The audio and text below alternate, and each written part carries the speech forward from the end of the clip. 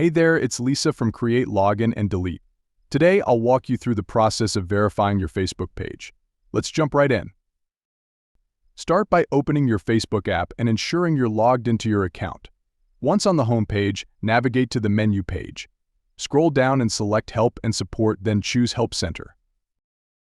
In the search box, type Request a Verification Badge and click on Request a Verified Badge on Facebook. Here, you have two options. You can request a verification badge for your Facebook account or opt for Meta Verification, which is a paid subscription offering additional features. If you're focusing on verifying your Facebook page, click on Fill out this form, select Page, and provide the necessary information. Confirm the authenticity of your page by selecting the document type and uploading the required document. Then, confirm the notability of your page by selecting the category and describing your audience. Additionally, you can add up to 5 articles, social media accounts, or other links demonstrating public interest in your page.